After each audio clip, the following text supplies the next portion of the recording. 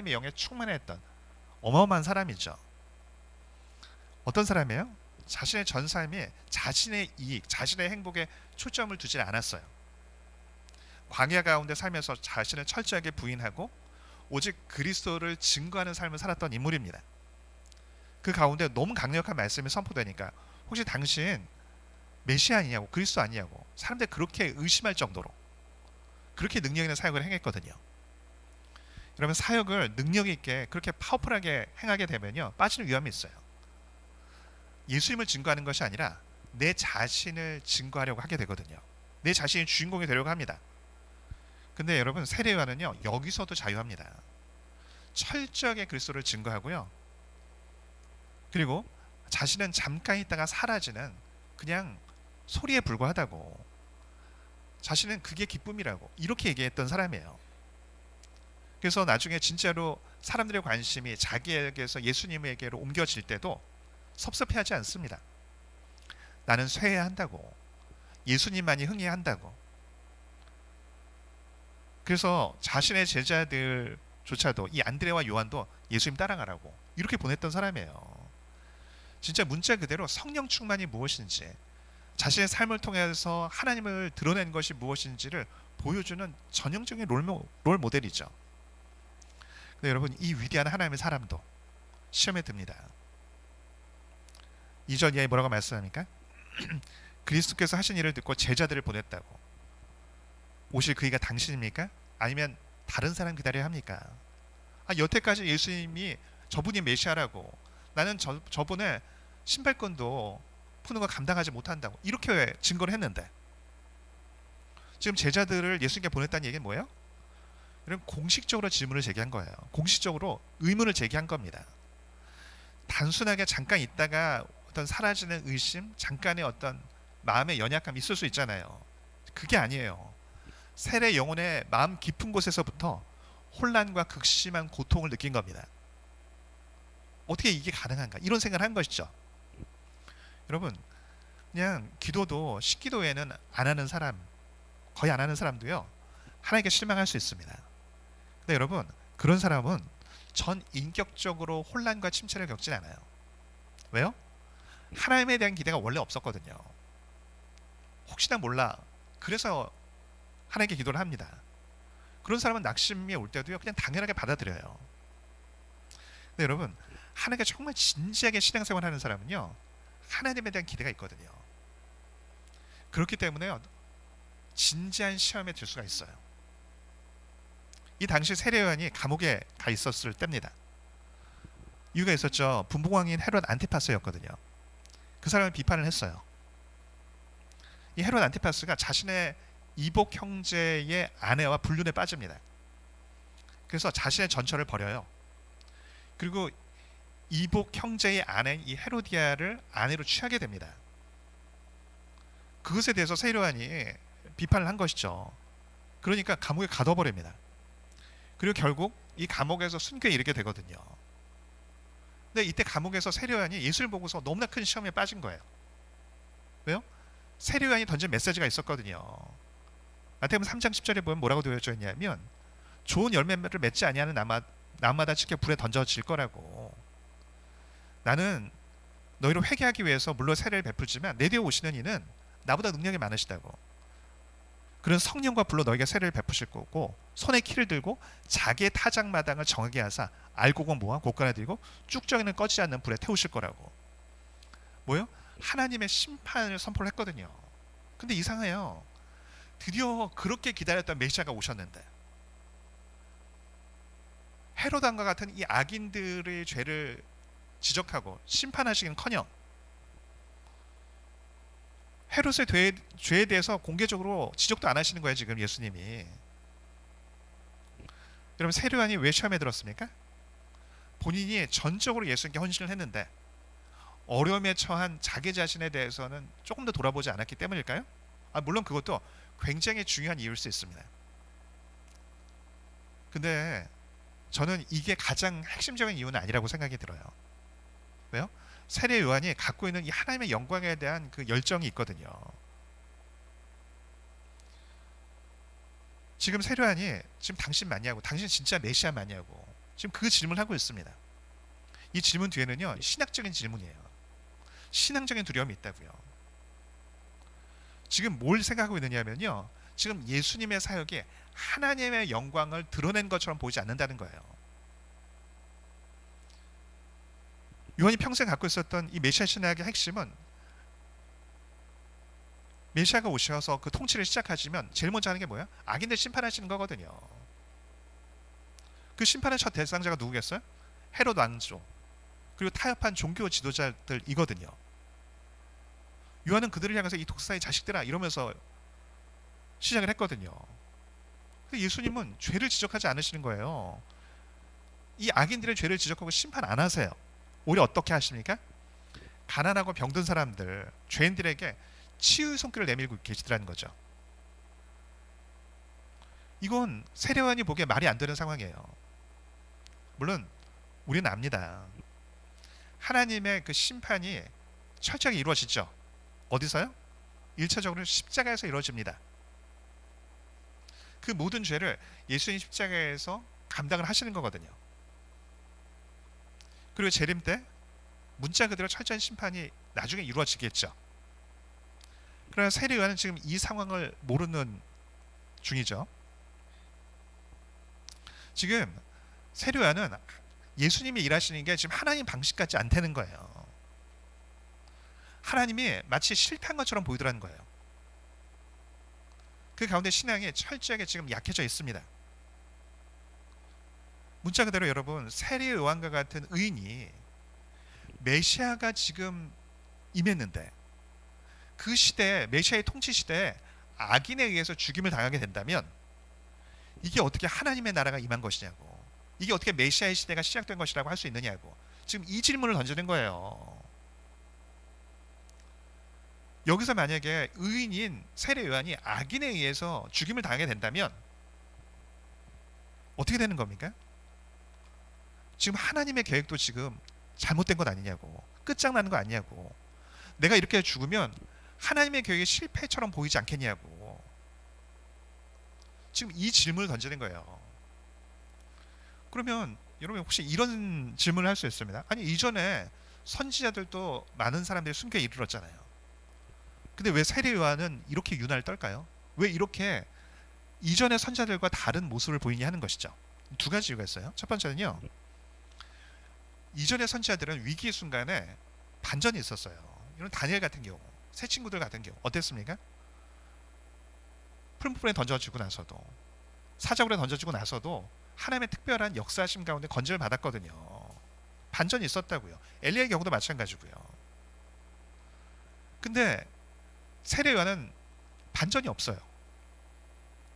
또 예레미야의 경우처럼 순교에 이르렀다고 할지라도 그 순교는요, 소망이 있었어요. 내 죽음이 무의미한 것이 아님을 알았다고요. 순교로 인해서 이스라엘이 죄를 깨닫고 돌아오게 될 거라고, 내가 순교하고 나서도 그 자신이 선포한 메시지 때문에 그것이 효과를 발휘해서 돌아오게 될 것이다, 이걸 믿었거든요. 또 궁극적으로 메시아가 오면 이 모든 잘못된 것들을 고치고 회복시킬 것에 대한 기대감이 있었어요. 근데 세례요한은 반전이 없어요.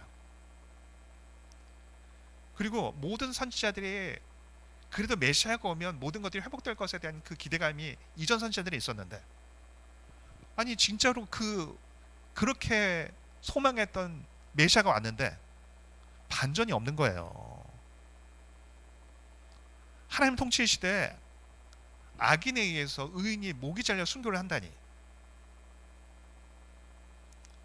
더욱이 메시아 시대.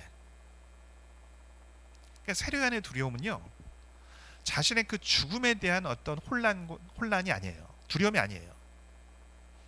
악인들이 승리하는 것처럼 보여질 때 하나님의 영광은 도대체 어디에 가 있느냐, 하나님의 통치가 여기서 어떻게 보일 수 있느냐, 하나님의 이름이 땅에 떨어지지 않겠느냐, 지금 이 질문을 하고 있는 거예요.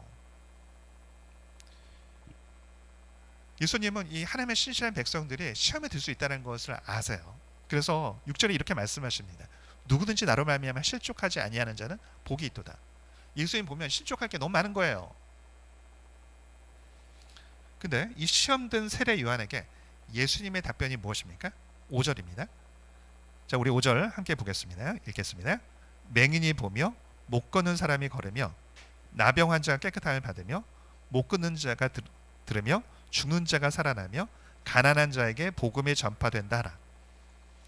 맹인이 보고 못 걷는 사람이 걷고 나병 환자 깨끗함을 받고 못 듣는 자가 듣고 죽은 자가 살아나고 가난한 자에게 복음이 전파된대요. 무슨 얘기예요? 지금 네가 생각한 방식대로 심판의 불이 불로써 하나님의 통치가 나타나는 것이 아니라 할지라도 이미 하나님의 통치, 하나님의 다스린 그 통치가 이미 시작되었다고 지금 이 말씀을 하시는 거예요. 사람이 살아나고 있지 않느냐고, 지금 하나님 나라가 지금 이미 임하고 있지 않느냐고, 지금 이 답을 하시는 겁니다. 네가 이 가운데 죽는다고 할지라도 하나님의 나라가 무너지는 거 아니라고, 네가 이해하지 못한 채 죽고 너의 계획대로 되지 않는다 할지라도 여전히 내 계획은 성취가 될 것이라고, 그리고 너의 사역은 무의미한 것이 아니라고, 지금 이 얘기를 하시는 겁니다. 저는 이거 묵상하면서 참 위로가 되더라고요. 여러분, 얼마나 위대한 사람이에요. 얼마나 하나님과 가까웠던 사람이에요. 그런데 이렇게 위대한 하나님의 사람도 모든 것을 다 이해하고 믿은 게 아니에요. 예수님이 이 세례 요한에게 모든 걸 다 알려주시지 않았더라고요. 아마 마지막까지도 완전 이해하지 못한 채 순교했을 거예요. 근데 세례 요한에게 예수님께서 기대하셨던 건 뭐냐면, 이해하지 못한 자 할지라도 나를 믿고 신뢰하고 따라가라는, 지금 그 얘기를 하시는 겁니다. 우리도 마찬가지죠. 그러면서 놀라운 말씀을 하십니다. 11절에 내가 진실로 너에게 말하노니 여자가 낳은 자 중에 세례 요한보다 큰 이가 일어남이 없다고. 그러나 천국에서는 극히 작은 자라도 그보다 크다고. 여자가 낳은 사람 중에 가장 탁월하고 위대한 사람이 바로 세례 요한이다, 이 말씀을 하세요. 근데 천국, 즉 하나님의 나라에서는 극히 작은 자도 세례 요한보다 크대요. 여러분, 여기서 천국은요, 죽고 나서 가는 그 천국 얘기한 게 아니에요. 하나님의 나라를 얘기해요. 예수님으로 인해서 시작된 하나님의 나라, 그 얘기를 하는 거거든요. 무슨 얘기냐면 5절에 뭐 맹인, 뭐 나병 환자, 못 끄는 자, 가난한 사람, 이 사람들이 예수님의 복음을 듣고 이제 하나님의 나라에 들어온 사람들이란 말이에요. 이 사람들이 세례 요한보다 더 크대요. 여러분들이, 우리가 세례 요한보다 더 크대요. 여러분, 이게 맞아요? 세례 요한이 어떤 사람이에요? 가장 하나님을 뜨겁게 사랑하고 인간이 도달할 수 있는 가장 도덕적이고 영적인 가장 거룩한 수준에 도달한 사람으로 예수님이 세례 요한을 말씀하는 거예요. 그런데 절망 가운데, 죄 가운데 살면서 예수님 앞에 무릎을 꿇었던, 그 고침을 받았던 맹인, 나병 환자, 가난한 사람들, 이 사람들이 세례 요한보다 정말 더 커요? 더 나가서 우리가 세례 요한보다 더 크다고요? 진짜?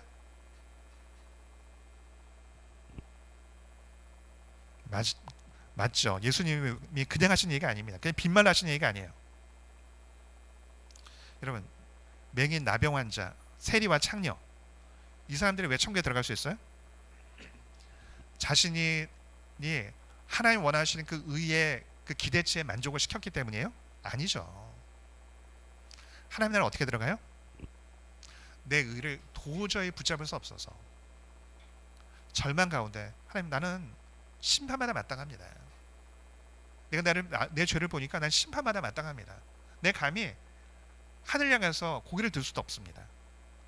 그게 절망 가운데 오직 그리스도를 붙잡았던 사람, 그 사람만 들어갑니다. 자신의 의가 아니라 그리스도의 의가 덧입혀졌기 때문에 들어가는 거예요. 요한의 의는 어떤 의예요? 인간이 도달할 수 있는 최고의 의예요. 최선의 의고요, 최상의 의예요.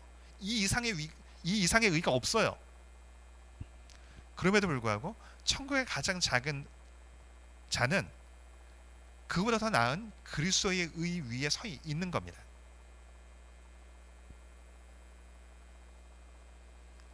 나는 내 힘으로 도저히 설 수 없다고, 난 너무 약한 사람이라고.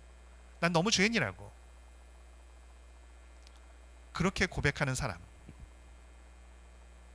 그 사람이 그래서 세례 요한보다 더 크다고 말씀하시는 거예요. 왜요? 자신의 의가 아니라 그리스도의 의 때문에.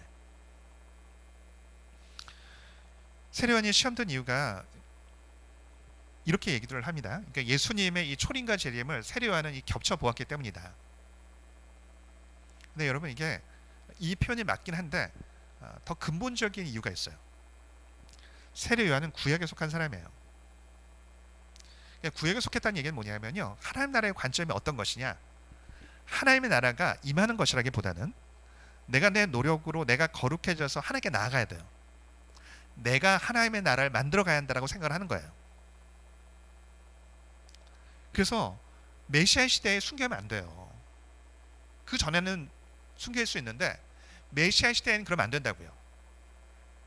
세례 요한이 꿈꿨던 건 뭐냐면 내 의와 내 거룩으로 하나님 나라를 만들어가는 것을 꿈꾼 겁니다. 근데 예수님이 뭐를 말씀하시냐면 네가 애를 써가지고 너의 노력으로 너의 그 거룩한 특별한 열정으로 너의 나라를 만들고 내 나라를 만드는 게 아니야, 이 말씀을 하시는 겁니다. 오히려 너의 힘을 빼고 하나님의 행하시는 것을 받아들여야 해, 이 말씀을 하시는 거예요. 그러면서 12절 말씀하십니다. 천국은 침노를 당하나니 침노하는 자는 빼앗느니라고. 여러분, 천국은 이 하나님 나라는 아무나 들어갈 수 없어요. 더욱이 구약 시대에는요, 세리와 창녀는 들어갈 수 있어요? 못 들어가요. 기준에 아예 탈락이라고요. 있을 수 없는 일이에요. 이 사람들은 이런 거룩을 꿈꿀 수 없어요. 근데 예수님의 십자가로 인해서 가능해졌죠. 어떤 사람이 들어갑니까? 어떤 사람이 천국에 침입해서 들어갈 수 있어요? 내 의를 철저하게 내려놓은 사람이에요. 오직 그리스도의 의를 붙잡은 사람만이 들어갈 수 있습니다. 그 사람들은 천국을 침투해서 들어가요. 침공해서 들어간다고요.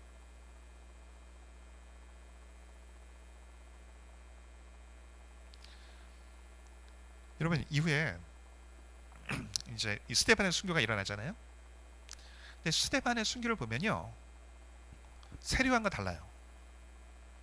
세례 요한은 순교 직전에 너무 큰 시험에 들었어요. 근데 스데반 집사는 전혀 시험 들지 않아요.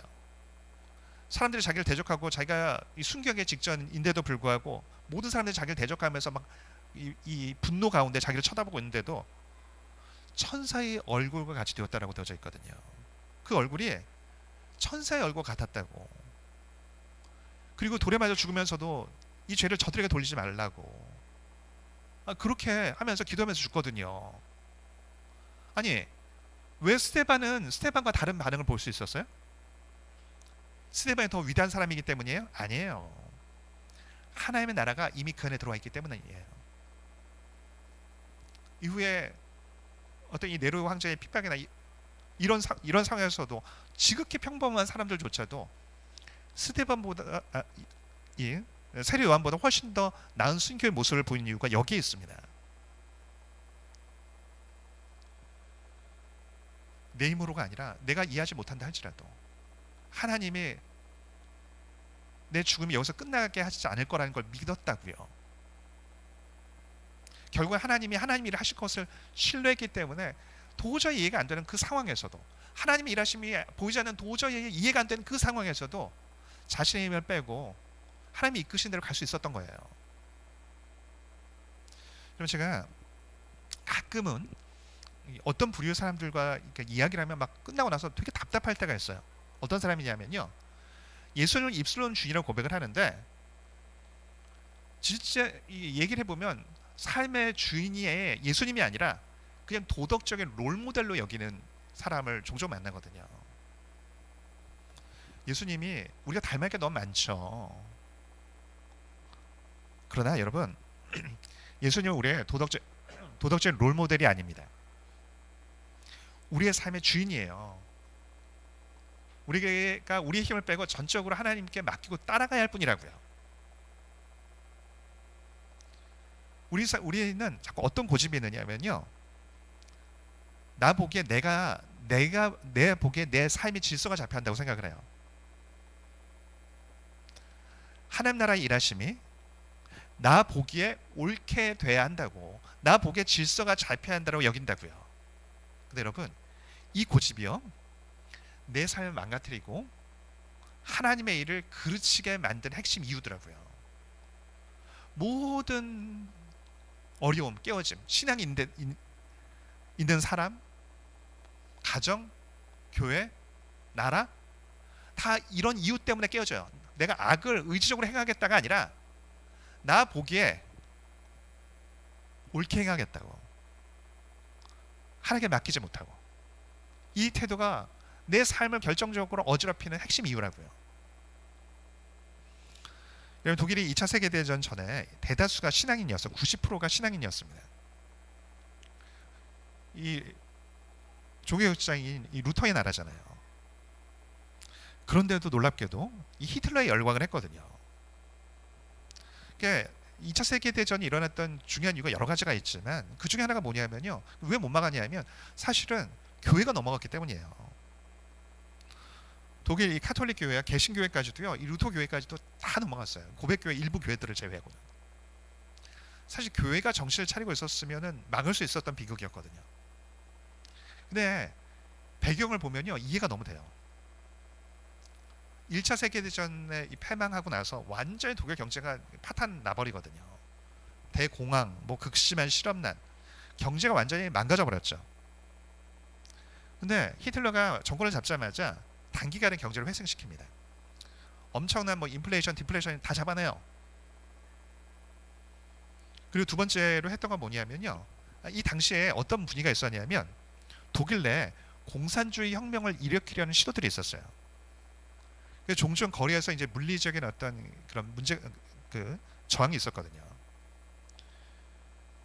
그리고 이 공산주의가 준 어떤 군사 조직까지 갖추고 있었다고요. 혁명을 일으킬 생각이 있었기 때문에. 그러니까 교회가 겁이 나는 거예요. 독일이 이 어떤 무신론이나 어떤 공산주의에 넘어가면 안 된다는 생각이 있었던 것이죠.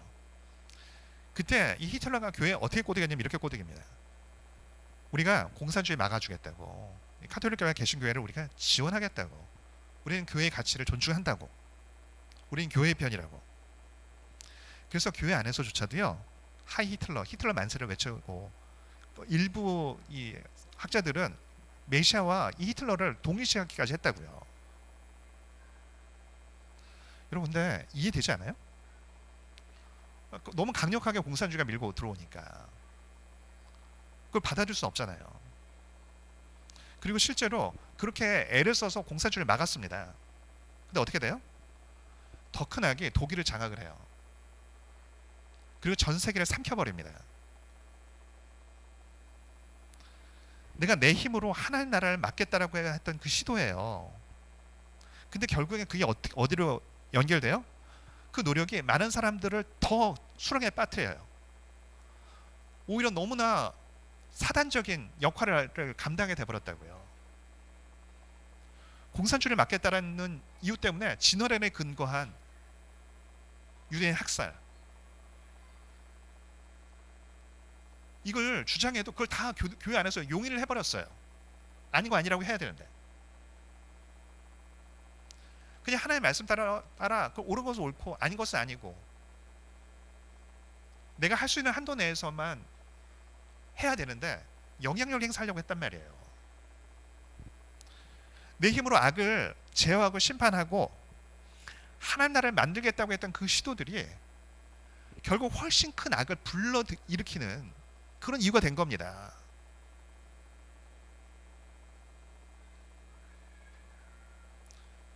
그럼 개인적인 이야기를 좀 하면 제 개인적인 게 아니지만 한 분이 이런 분이 있었어요. 신앙이 아예 없던 분이에요. 하나님을 완전히 무시했어요. 하나님 어디 있냐고, 뭘 하나님 믿냐고 굉장히 무시하고. 네, 그렇게 막 극단적으로 살다가 마음에 어떤 마음이 들었냐면 너무 극단적인 허무감에 빠진 거예요. 그래서 난 죽어야 되겠다, 자살을 해야 되겠다, 이제 그 생각에 빠진 거죠. 그러다가 하나님을 인격적으로 경험을 했습니다. 그리고 하나님을 뜨겁게 만났어요. 그래서 또 이렇게 뜨겁게 만나면 이제 완전히 또 반대로 가잖아요. 사실 평신도인데도 불구하고 내가 나를 만나신 그 예수님 앞에 내 삶을 드려야 되겠다. 내 삶과 시간과 물질을 들여서 하나님은 전하는 삶을 살겠다. 내 복음을 전하는 삶을 살겠다. 이렇게 다짐을 한 겁니다. 그 가운데 또 하나님의 특별한 성령 체험도 일어나고 자기를 통해서 하나님이 기적 같은 역사를 행하신 것도 봤고. 근데 그렇게 열심히 막 사방팔방 뛰어다니다가요, 문제가 생겼어요. 굉장히 심각한 공황장애가 온 거예요. 근데 처음에는 자신이 그걸 못 받아들였대요. 왜요? 난 신앙이 있고, 난 믿음이 있고, 난 기도를 이기는 사람이고, 또 그렇게 어떤 역사들도 나타났고, 자신이 주변의 가족들부터 다 내가 복음을 전하는 사람들이 너무 많은 거예요. 사람들 다 나를 보고 있는데, 저 사람이 지금 예수를 만나서 너무 뜨겁다는 걸 다 알고 있는데, 사실 공황장애가 걸렸으면 사람들이 뭐라고 생각하겠어요. 그래서 열심히 여태까지 기도를 이기라고 다 이렇게 얘기했는데, 자신이 무슨 생각이냐면, 내가 혹시 주변의 사람들에게 나쁜 영향을 끼치면 어떻게 하나, 그래서 하나님의 영광을 가리면 어떻게 하나, 이 생각을 하는 거예요. 그러니까 마음 막 더 잡으려고, 자신이 더 이거 막 이기려고 애를 썼죠. 근데 그러면 더 심해지는 거거든요, 공황장애. 지금 만났을 때 그런 이야기를 했습니다. 괜찮다고. 내가 죄를 지으면서 그런 것이 아니라, 내가 말씀대로 살려고 애를 썼는데, 내가 할 수 있는 걸 다 했는데, 그럼에도 불구하고 어려움이 생길 때, 그래서 더 심한 문제가 생긴다 할지라도 하나님의 영광을 가려주지 않는다고. 그 성도의 부족을 통해서 하나님께서 우리는 이해 못해도 하나님의 영광을 결국 드러내실 거라고. 내가 내 힘으로 하나님의 영광을 막 억지로 드러내려고 이렇게 할 필요 없다고. 그냥 할 수 있는 거 하라고. 하나님 나에게 하라고 하는 그것까지만 하면 된다고. 내 자신을 내려놓을 때 내 부족을 통해서 하나님께서 일하실 거라고. 그 얘기를 듣고 막 펑펑 울더라고요. 그러면서 막 조금씩 회복이 되는 거예요. 그래서 나중에 그런 얘기를 하더라고요. 내 부족이 드러나면 안 된다고 생각했는데 오히려 그 부족을 드러냈더니 그 가운데 오히려 사람들의 복음이 전해지더라고. 여러분, 때로는요, 하나님 일하심이 도저히 내 지각으로 이해가 안 될 때가 있어요. 아니, 세례원, 이 위대한 하나님의 사람들도 이해가 안 돼가지고 시험에 들었는데 어떻게 우리가 다 이해할 수 있겠어요? 근데 그때 이런 착각을 하기가 쉬워요. 이런 잘못된 행동을 택하기가 너무 쉬워요. 내가 옳기 때문에. 하나님께서 나에게 허락하신 그 지경을 넘어서 내 힘으로 내 나라를 만들고, 내 힘으로 하나님 나라를 만들겠다고, 이렇게 자꾸 하나님께서 허락하신 그 지경을 넘어서려고 할 수 있습니다. 여러분, 이게 우리의 삶을 무너뜨리고 교회를 혼란에 빠뜨리고 세상을 어지럽히는 핵심적인 이유더라고요. 의지적으로 악을 선택해서가 아니라 하나님 나라를 내 힘으로 만들려고 하는 노력이 내 삶의 질서를 다 무너뜨리고 하나님이 원하신 그 나라를 오히려 어지럽히게 만든다고요. 이해가 되지 않을 때도 내 고집대로 만들려고 하는 것을 포기해야 돼요. 내 계획이 때로 되지 않고 내 이해대로 되지 않는다 할지라도 믿음으로 그분의 주권을 받아들이는 것이 필요합니다.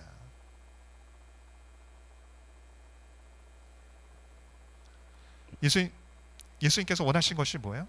너를 십자가에 못 박으라는 거예요. 세례 요한은요, 자신의 열심으로 하나님 나라를 만들려고 하는 거예요. 근데 하나님 뭘 원하시냐면, 예수님은 너 자신을 죽이라고. 내가 너 안에서 할 거라고. 네가 하는 게 아니라 네가 너의 부족을 고백하며 너의 자아를 십자가에 못 박게 되어질 때 너 안에서 내가 할 거라고. 갈라디아서 2장 20절, 내가 그리스도와 함께 십자가에 못 박혔나니 그런즉 이제는 내가 산 것이 아니요 오직 내 안에 그리스도께서 사신 것이라.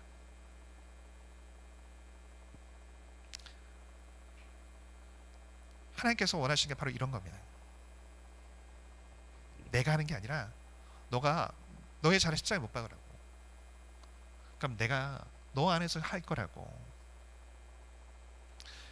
내가 죽고 내 안에서 그리스도께서 하시는 건 이게 가장 작은 자가 가장 크게 되는 영적인 비결입니다. 예수를 믿는다라고 하는 건요, 이런 삶으로의 초청이더라고요. 네가 하려고 하지 마. 네가 네 작은 관점에서 거기서 질서를 잡으려고 하지 마. 내가 할게. 나에게 맡겨. 너는 너의 그 자아를 십자가에 못 박고, 너가 네 힘을 대로 하려고 하는 그 자아를 십자가 다 못 박고 나를 따라와. 그럴 때 내가 너의 삶을, 너의 가정을, 너의 교회를, 너의 나라를 내가 만들어가는 것을 보게 될 거라고. 예수를 믿는다는 건 바로 이러한 삶으로의 초청입니다. 여러분, 참 이해가 안 될 때가 있을 겁니다. 물론 여러분, 내가 하나님 하라고 한 건 안 하고 그래 내 마음대로 하고 이런 건 회개해야죠. 내가 최선을 다했는데도 불구하고 안 되는 게 있을 수 있어요. 왜 하나님은 이렇게 역사하시나? 여러분, 억지로 질서를 잡으려고 하지 마십시오. 하나님께 맡기십시오. 그리고 하나님을 따라가십시오.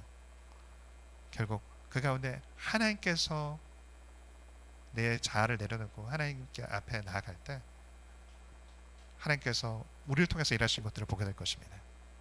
그런 복 있는 삶 살기를 축복합니다. 우리 찬양을 기도하겠습니다. 나는 아무것도 아닙니다.